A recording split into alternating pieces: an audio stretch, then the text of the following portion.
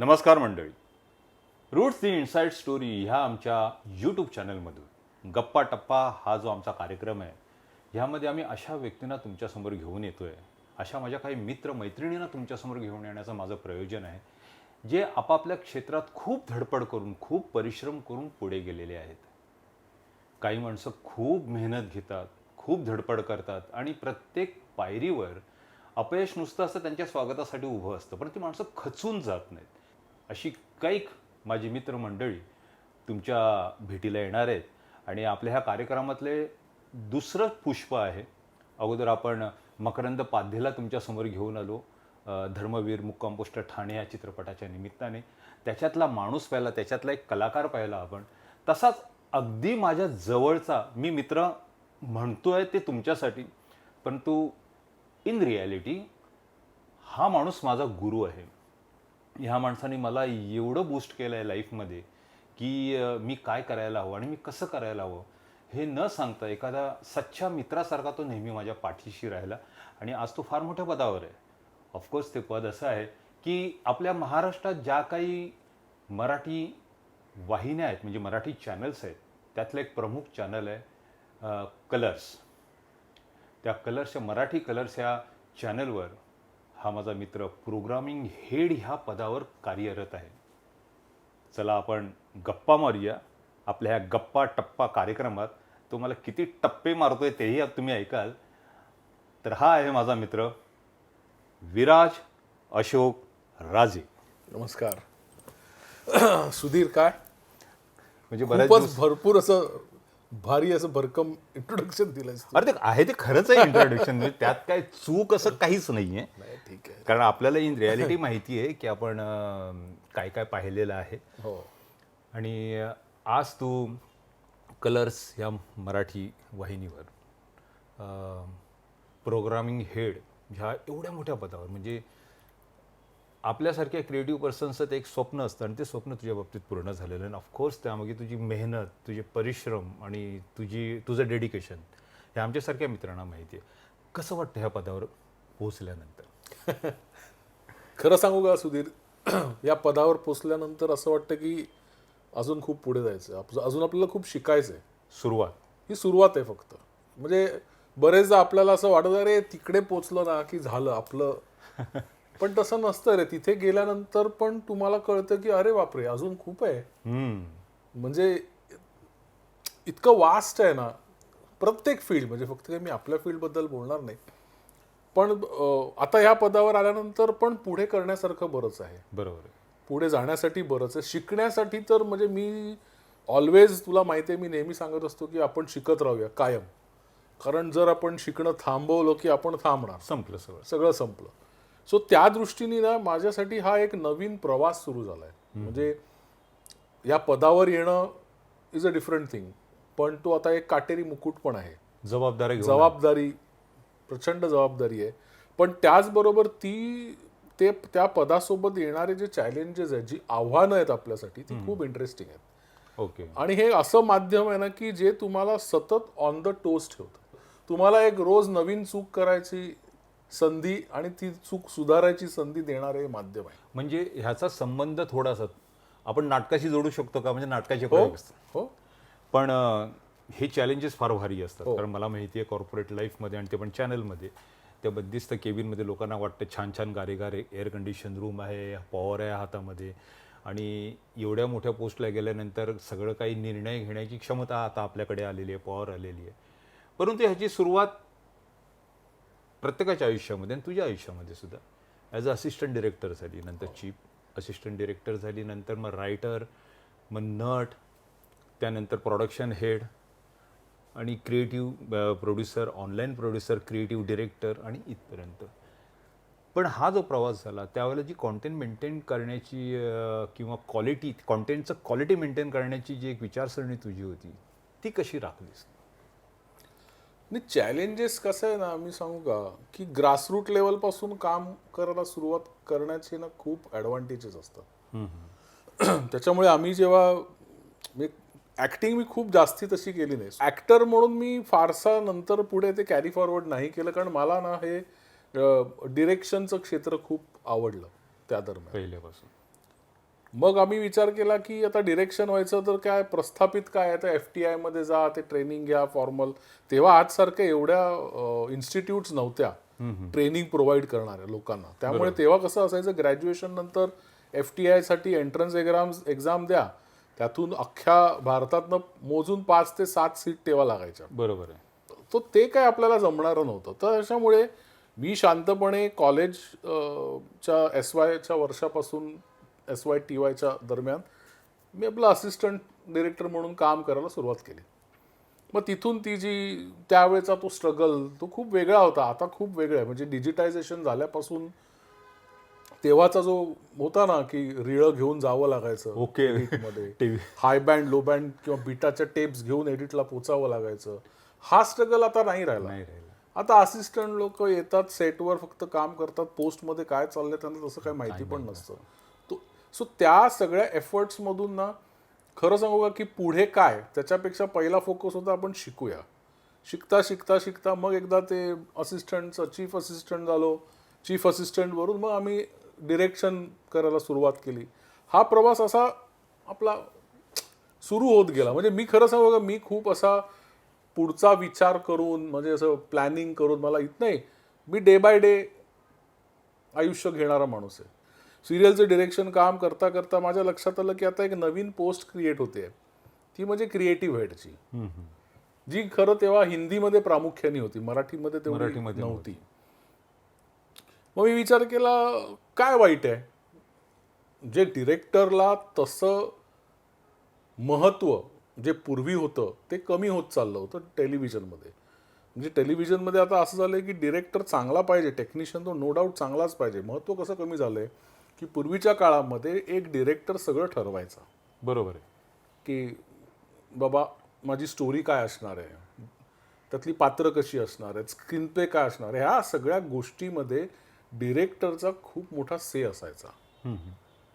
आता कसं झालंय की हा से डिरेक्टरला सेटवर राहून आलेलं फुटेज दिवसाच्या गणित कसं तो शूट करेल चांगल्या प्रकारे, टेक्निकली तो साऊंड पाहिजे, दिवसाला एक ठराविक मिनटं पण काढली पाहिजेत, ती क्वालिटी पण काढली पाहिजे, परफॉर्मन्स पण केले पाहिजेत.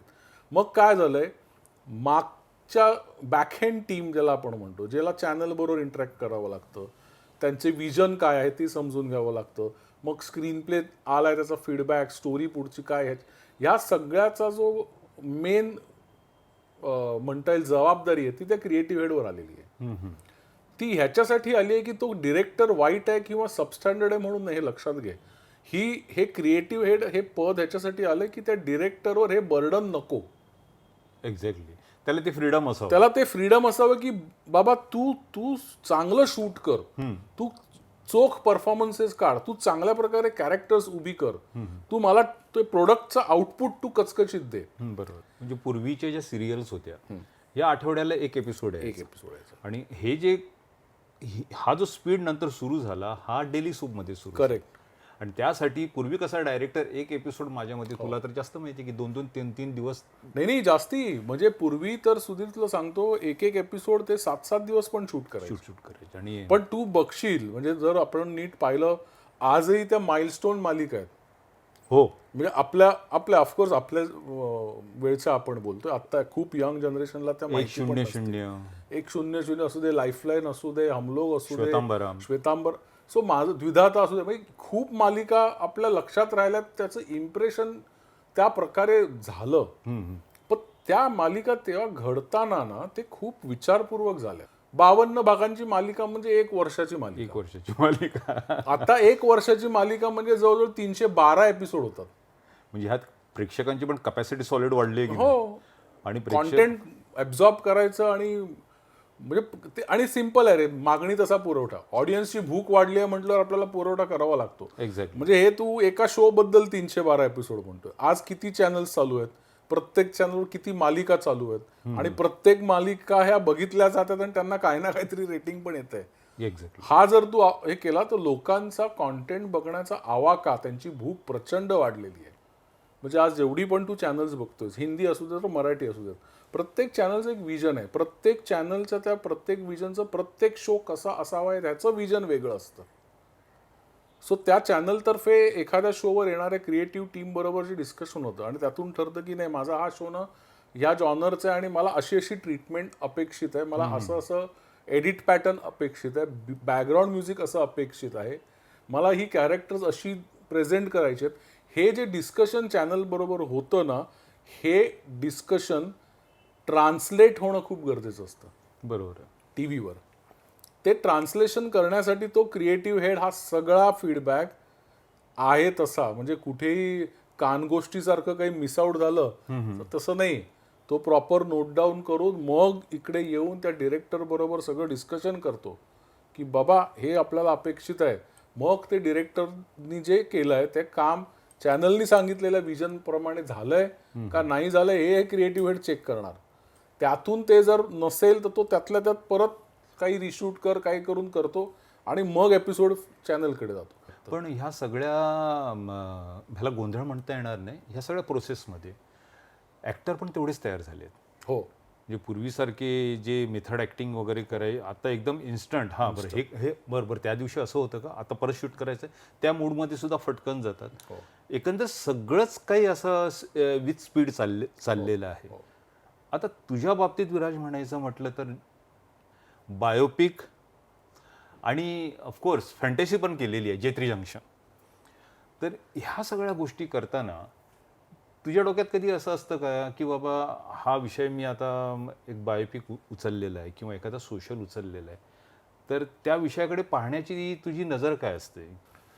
बायोपिक असू दे, धार्मिक सिरियल असू दे किंवा नॉर्मल डेली सोपचा विषय असू दे, तुम्हाला प्रत्येक बाबतीत खूप काळजीपूर्वक करावं लागतं. सोशल सब्जेक्ट्स असू देत. पहिली गोष्ट तर ना ही काळजी घेतली पाहिजे की तुम्हाला ना नियम काय आहेत, म्हणजे व्हॉट टू डू जेवढं इम्पॉर्टंट आहे, म्हणजे काय केलं पाहिजे जेणेकरून हा सब्जेक्ट चांगला चालेल, त्याच सोबत व्हॉट नॉट टू डू, काय केलं नाही पाहिजे जेणेकरून ह्या सब्जेक्टला मारक ठरू शकतं, तो कॉन्ट्रोवर्शियल होऊ शकतो, याची पण एक लिस्ट करावी लागते. मग ते डूज अँड डोंट्स जेव्हा तुझ्या समोर येतात त्याच्यानंतर मग खूप स्मार्टली त्याचं कथानक उभं करायचं असतं. मग ते कसं ट्रू टू लाईफ, म्हणजे आता हे घडून गेलंय, तो इतिहास घडून गेलाय, तो रिक्रिएट करण्यासाठी किती जवळपास आपण जाऊ शकतो. आणि ठीक आहे, एक वेळ कसं आहे माहिती आहे ना, सेट तू क्रिएट करू शकतोस, पण ती व्यक्तिरेखा, ती व्यक्ती कशी होती, तिचं राहणीमान कसं होतं, हेअरस्टाईल, कॉस्ट्युम्स, मॅनरिझम्स, गेस्चर्स, बोलण्याची पद्धत, उभं राहण्याची, हे सगळ्याच गोष्टी तुला खूप प्रामुख्याने कराव्या लागतात. आणि त्या फक्त त्या एका कॅरेक्टरच्या नाही, तर त्याच्या आजूबाजूला जी पात्र आहेत त्या सगळ्या पात्रांचा तो विचार करून करावा लागतो. तर विराज, हे वेगवेगळ्या विषयांबद्दल तू सांगितलंस, सिरियल्स कुठल्या विषयांवर येऊ शकतात वगैरे, पण एक्झॅक्टली चॅनल कसं ठरवतं की आपल्याला धार्मिक पण हवे आहेत, सोशल पण हवे आहेत? मग ह्यात प्रेक्षकांचा कल लक्षात घेतला जातो का? म्हणजे in very technical word, TRP किंवा चॅनल ॲनालिसिस काय असतं? प्रत्येक चॅनलचे ॲनालिसिस हा वेगवेगळा असतो, प्रत्येकाची एक विचारधारा वेगळी असते, कशा टाईपचे शोज असावेत हे सर्वानुमते ठरतं. प्रत्येक चॅनलची स्वतःची एक आयडियोलॉजी असते, त्याच्यानुसार ते प्रत्येक चॅनल ठरवतं. मग ते ठरवताना ऑब्व्हियसली लोकांना काय आवडतंय, लोकांना काय हवंय, काय नकोय, हा सगळ्याचा अंदाज घेऊन मग कुठल्या प्रकारचे शो असावेत हा डिसिजन घेतला जातो. आता नॉन फिक्शन, फिक्शन यांचा एक सुंदर मिलाफ करावा लागतो, जेणेकरून लोकांपर्यंत जास्त कसं पोचता येईल. त्या दृष्टीने नॉन फिक्शन शो, संगीताचे कार्यक्रम म्हण, डान्सचे कार्यक्रम म्हण, हे सगळे त्याच्यासाठी आणले जातात. ओके, आता एक सर्वसाधारण प्रेक्षकांच्या मनातला प्रश्न, एखादी सिरियल किंवा एखादा नॉन फिक्शन शो संगीतावरचा असेल, डान्सवरचा असेल, सुरू होतो आणि सॉलिड धमाल चालतं, लोक एकदम अशी कधी येणार शो आणि बसतोय अशी वेळ लावून बसलेले असतात. पण एक वेळ अशी येते, अरे यार किती लांबवत आहेत हा शो, अशी एक फिलिंग लोकांमध्ये येते. नाही, हे सगळं TRPवर अवलंबून असतं. म्हणजे लोकांना किती वाटलं की ते कंटाळवाणं झालंय, काय झालंय, तरी त्याला रेटिंग येत असतं. मग अशा वेळेला चॅनल म्हणतं की नाही, रेटिंग तर येतंय ना, एक ठराविक मार्कपर्यंतचं रेटिंग जोपर्यंत येते तोपर्यंत ते शो चालवले जातात. कारण ते सगळं शेवटी सगळं एक गणित आहे. म्हणजे लोकांना लोकांनी जरी नावं ठेवत असली तरी जर रेटिंग येतं याचा अर्थ लोक बघतायत ना. आणि ॲब्रप्ट शक्यतो मालिका बंद होत नाही, त्याला एक प्रॉपर समअप देऊनच बंद केलं जातं. हो. सो तो एक गोष्ट आहे.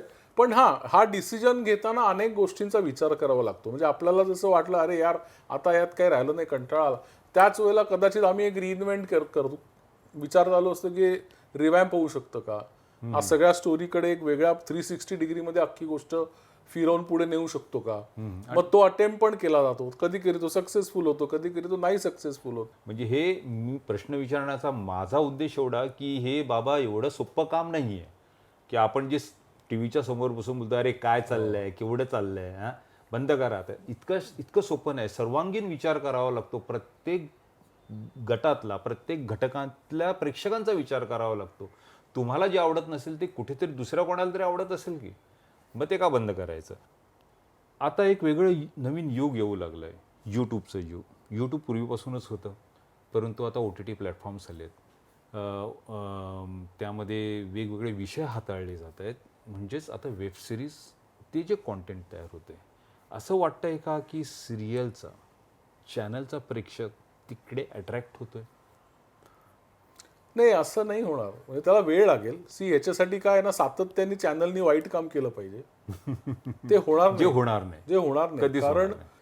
टेलिव्हिजन इंडस्ट्रीला माहिती आहे की OTT किंवा वेबसिरीज ज्या चालू आहेत तिथे काय चाललंय, कळलं. आता जर आपण ऑब्झर्व केलं तर सुरुवातीला जेवढ्या OTT आणि वेबसिरीज आल्या त्याच्यामध्ये भरपूर व्हायलन्स, भरपूर ऑब्सिनिटी, हे टीव्हीवर येणारच नाही कधी. कधीच नाही ना, कारण TV is always considered as a family viewing. म्हणजे आज घरामध्ये टीव्ही लावला की आपण तिघं चौघं जण, नवरा बायको मुलं, कुटुंब बसतं, आजी आजोबा नातवंड कोणी, हे फॅमिली व्ह्यूइंग झालंय. OTT खूप पर्सनलाइज झालंय. म्हणजे तो मोबाईल घेऊन तुम्ही तुमचा कॉन्टेंट बघू शकता.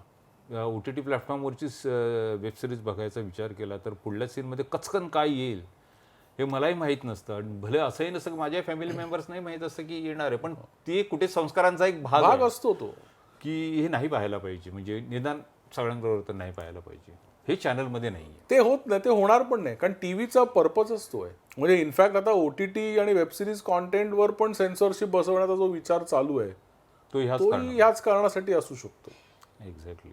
ह्या व्यतिरिक्त सुद्धा तू जवळपास 6 पिक्चर्स डिरेक्ट केलेले आहेत.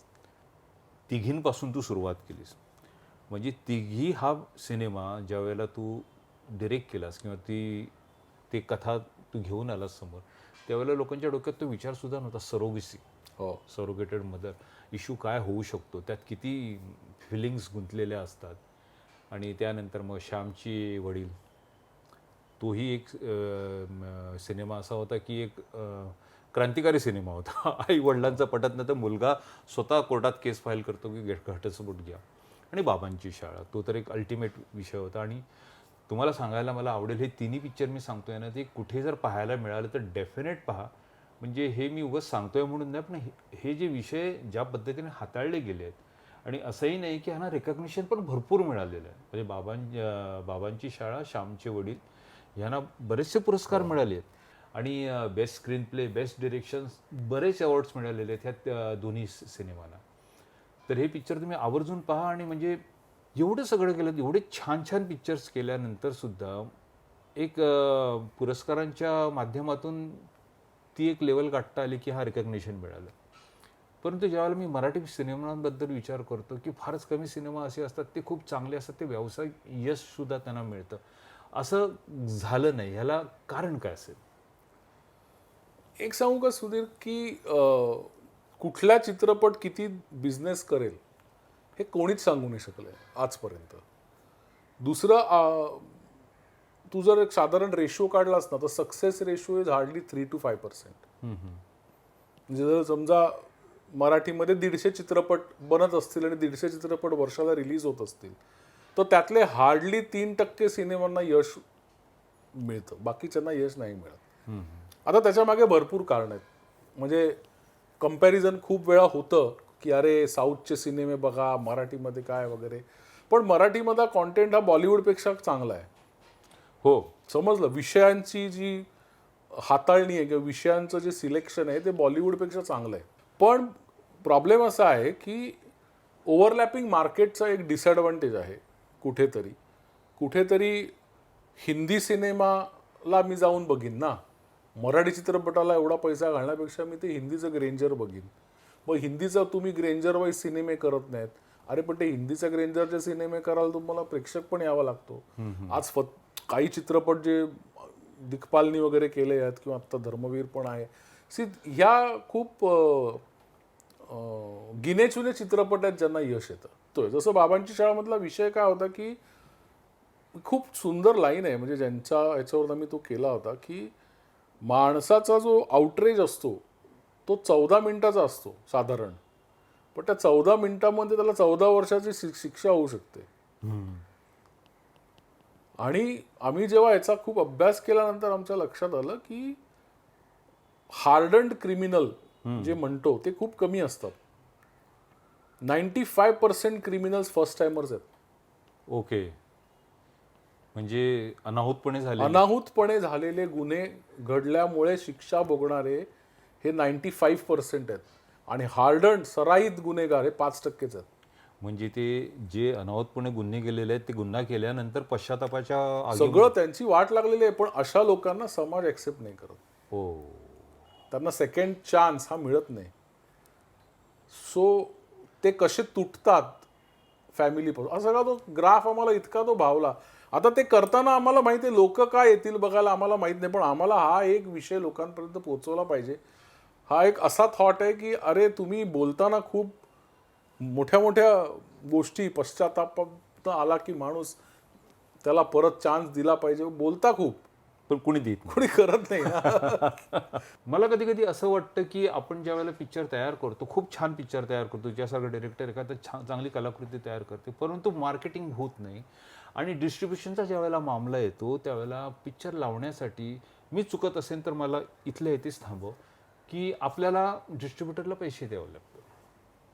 ते मला हिंदीमध्ये असं दिसत नाही की बाबा तुम्ही पिक्चर तयार केला आहे तर तुम्हाला उठून हा पिक्चर लावण्यासाठी डिस्ट्रीब्युटरला पैसे द्यावे लागतात किंवा PR वर खर्च करावा लागतं. हा जो एक मोठा भाग आहे, हे जर सगळं परत रिवाईज झालं तर असं होऊ शकतं ना की खूप चांगल्या चांगल्या गोष्टी लोकांपर्यंत येतील, चांगले पिक्चर्स वगैरे. याला ना खूप 360 डिग्रीमध्ये चेंज करावं लागेल.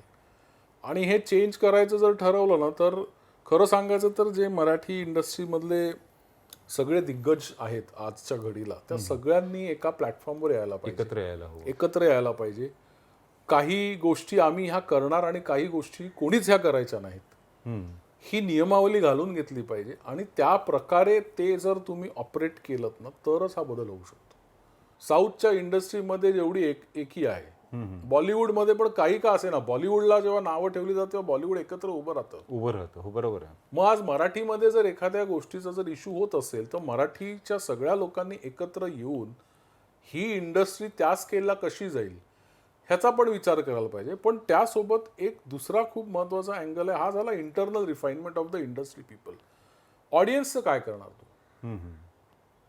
आपण एक उदाहरण घेतलं, तिकडे जे भाषेबद्दलचा अभिमान आहे तो नाही आपल्याकडे अनफॉर्च्युनेटली. हे मात्र हे ऍक्सेप्ट करूया आपण. एक्झॅक्टली बरोबर. मग आपण नको एक्सपेक्ट करूया की आपण साऊथ सारख्या फिल्म्स करू. म्हणजे आपण ज्या वेळेला म्हणतो ना की मराठी पिक्चर्स, किती मराठी प्रेक्षक आहेत जे PVR मध्ये ते थांबतात. ह्याच्यामध्ये अजून मी म्हणजे सांगतो की तू ऑन रेकॉर्ड ठेव नको ठेव मला माहित नाही, पण जे परीक्षण लिहितात चित्रपटांचं, ते परीक्षण लिहिणारी जी कोणी माणसं आहेत, काही जण असं परीक्षण लिहितात की हे लोक हॉलिवूडहून फिल्म करून आले, 10 ऑस्कर घेऊन आले. आणि तुम्ही त्याच वेळेला हिंदी परीक्षण वाचा, ते परीक्षक त्यांना नाही आवडलेले मुद्दे छोटे मोठे, पण ते एंड नोट काय देतात की पिक्चर एकदा तरी बघा. बरोबर आहे. आपल्याकडे प्रॉब्लेम असा होतो की हे जे परीक्षण लिहिणारे लेखक पण असतात, अभिनेते पण असतात, डिरेक्टर पण असतात, कॅमेरामन पण असतात, एडिटर पण असतात, त्यांना सगळ्यातलं सगळंच कळतं. ते परीक्षण असं लिहितात ना की मराठी माणूस पेपर वाचतो, परीक्षण जाऊ दे ना, जेव्हा टीव्हीवर येईल तेव्हा बघू. आणि आता त्याचं OTT आला आहे, अमुक आहे, त्याच्यामुळे लोक थांबतात. येईल की अमुक OTT प्लॅटफॉर्मवर येईल. मग कसं तुटणार ना हे गणित तुटायचं? It's a 2 way process. जसं मी सांगितलं की ठीक आहे, इंडस्ट्रीमधून रिफायरमेंट व्हायला पाहिजे, तो भाग झाला, ते करतीलही, त्याच्या मागे लोक लागलेली आहेत, कसं करता येईल, काय करता येईल ते चालूच आहे. पण प्रेक्षकांची मानसिकता कधी बदलणार ह्या बाबतीमध्ये, एक्झॅक्टली. की नाही मराठी चित्रपट मी थिएटरलाच जाऊन बघणार. खरंच. मी परीक्षणांवर म्हणजे हे जे मी म्हणतोय रिफायनमेंटमध्ये एक अजून मुद्दा जो चांगला आहे ना, तो परीक्षकांचं काय होतं, फ्रायडे रिलीज असतो ना, बुधवार गुरुवारी परीक्षण आउट होतं पेपरमध्ये आणि लोक तयार राहतात. आणि तयार नाही ते ठरवून टाकतात की काय खास दिसत नाही, नको जाऊया. हो. म्हणजे एखाद्या प्रोड्युसरनी जर पैसा लावला असेल तर तो वेस्ट होतो ना. मग हे नाटकासारखं का होत नाही?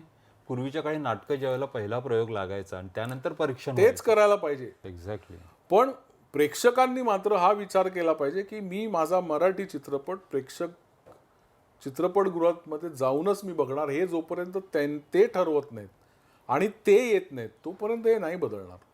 कारण आज कलेक्शन आपल्याला ज्या फिगर्स दिसतात ना, त्या फिगर्समधलं 50% to 60% भाडं कट होऊन प्रोड्युसरकडे येतं. आणि आता तर असं आहे की सरकारी नियमानुसार पीआर वगैरे मिळतात, पण कुठला शो मिळतो काय मिळतो? भरपूर गोष्टी आहेत, बऱ्याच गोष्टी आहेत. जे तू म्हणालास त्याप्रमाणे की एकत्र आल्यानंतर सगळे एकत्र आल्यानंतर ती जी एकजूट असेल त्या एकजुटीने जर आवाज उठवला तर नक्कीच मराठी चित्रपटसृष्टीला म्हणजे ॲज अ कमर्शियली खूप चांगले दिवस येतील.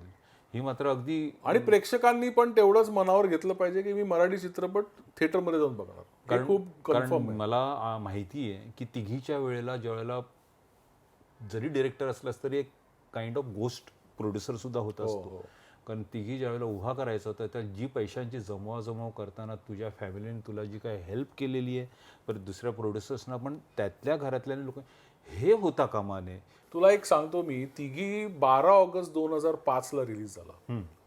तू जसं म्हणालास तेव्हाची परिस्थिती खूप वेगळी होती आणि आम्ही चित्रपट शूट केला होता. त्याच्यात बजेटचे खूप कन्स्ट्रेंट्स पण होते. त्या सगळ्या परिस्थितीवर मात करून चित्रपटाचं शूटिंग केलं आणि 26 जुलै पाव 2005 सगळं फ्लड झालं होतं सगळं. आणि ॲडव्हान्सेस सगळे गेले होते. डिस्ट्रीब्युशनपासून सगळ्यांचे ॲडव्हान्सेस ऑलरेडी पोचले होते. कुठली थिएटर्स असावीत, काय असावीत, सगळं गेलं होतं. आणि तुला सांगतो 26 जुलैला मी किंग सर्कलवरून निघालो होतो बाईकवरून आणि मी बँड्राच्या पुलाखाली जवळजवळ 14 ते 15 तास माझ्या मानेपर्यंत पाण्यामध्ये अडकलो होतो. त्याच्यानंतर मी घरी गेलो आणि पिक्चरचं काम आहे, पिक्चर रिलीजवर आहे, ह्याच्याने काम करत राहिलो. आणि पिक्चरचं पब्लिसिटीसाठी आम्ही पुण्याला गेलो आणि मी तिथे कोलमडलो असं. आणि मग तिथून मी आलो, माझे बॉडी क्रॅम्प्स, अमुक तमुक, मग लेप्टो, मग डेंग्यू. सो त्यावेळेला lepto was on the rise. मग ते स्वामी कृपेने आपण त्यातनं वाचलो, त्यातनं बाहेर पडलो, गुरुकृपा आपल्यावर अपार होती. पण तो एक जो होता ना प्रोसेस, की त्या काळी एवढं सगळं होऊन सुद्धा कोणीही हे म्हटलं नाही की तुमचे पैसे तुम्ही दिले आहेत, आपण डेट पुढे ढकलू.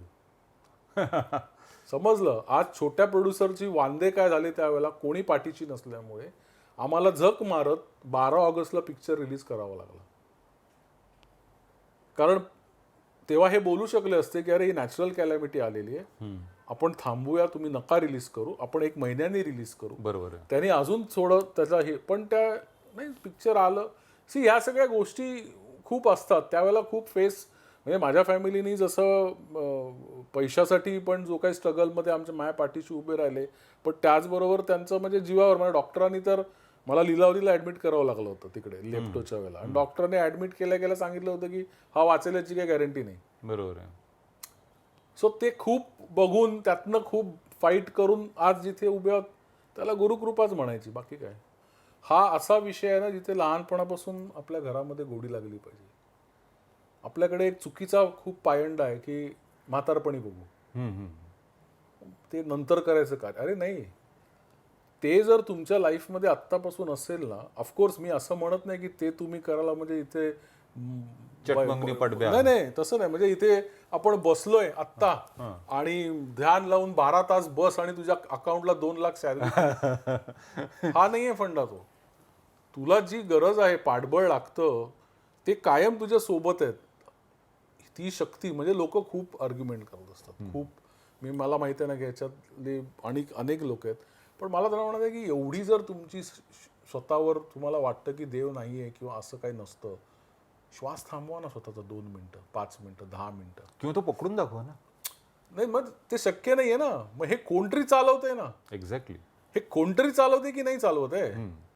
मग ते ऍक्सेप्ट करा. त्या पॉवरला तुम्ही स्वामी नका म्हणू, त्याला कुठलंही मूर्तीचं रूप नका, पण ती पॉवर आहे. आहे हे तर मान्य करा. ती पॉवर तर मान्य कराल की नाही तुम्ही.